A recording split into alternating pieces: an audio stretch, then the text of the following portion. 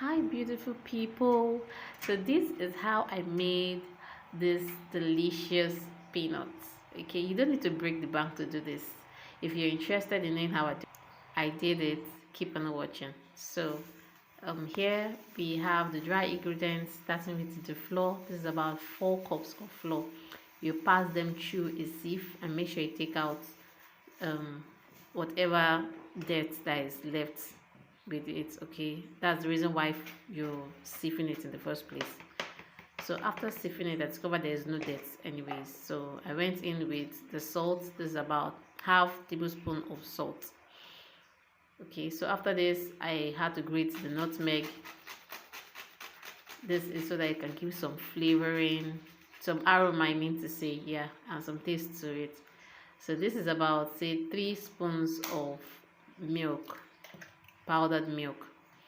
So adding that to that flour, we went ahead and adding all the wet ingredients together, and this is about 4 eggs.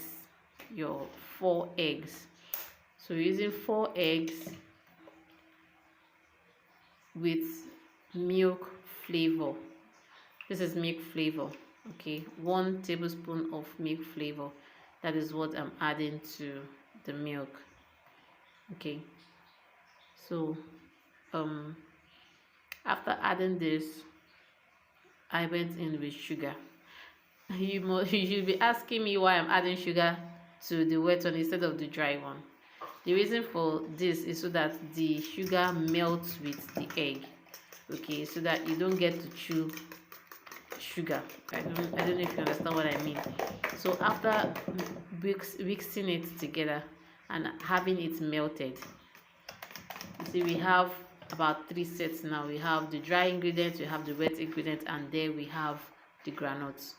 So here you mix all the dry ingredients together, okay, so that all the ingredients are well incorporated.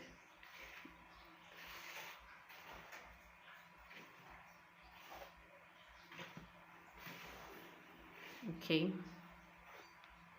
so after this is done, I didn't mention earlier you should have selected your granules before now, okay, so that you don't have stones or dirt in them.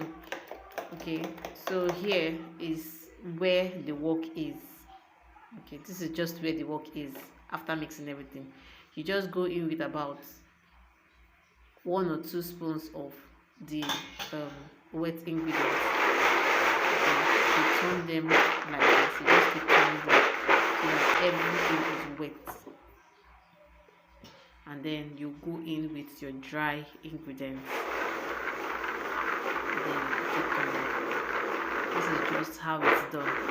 You go in with your wet ingredients, you turn, and then you go in with your dry ingredients. You keep turning like that. If you don't turn it very well, you won't have this nice finish. Okay, it will be very rough. Some parts won't coat while some parts will coat, and you don't want that. You want everything to be well coated. All right, so you just keep, you turn as much as you can. Okay, before I finish this, I have to be very honest with you. My arms were aching. My arms really ached. Okay, but it was worth it anyways, because this doubled its size. It's really doubled its size.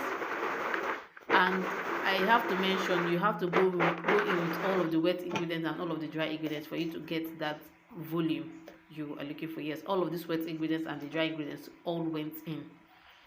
You just keep going, you just keep repeating the procedure like this. You go in with the wet ingredients and then the dry ingredients, and after all was done, on the fire I put in my groundnut oil, and here you can see that the size is doubled.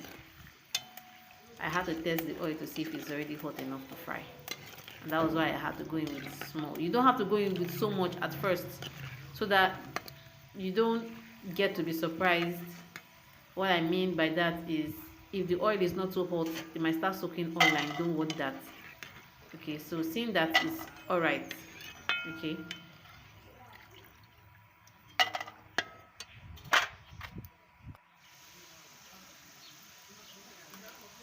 I had to go in with the proper size for the oil. And just testing it, I confirm that it's all right. You can see how it's looking. Very nice and very delicious. If you were here, you would, your nose might must have been so blindfolded for me to be to use that statement. Okay. And here is the finished look. Ah, I wish I could just serve you some of this already. Just comment in the comment section if you want me to serve you.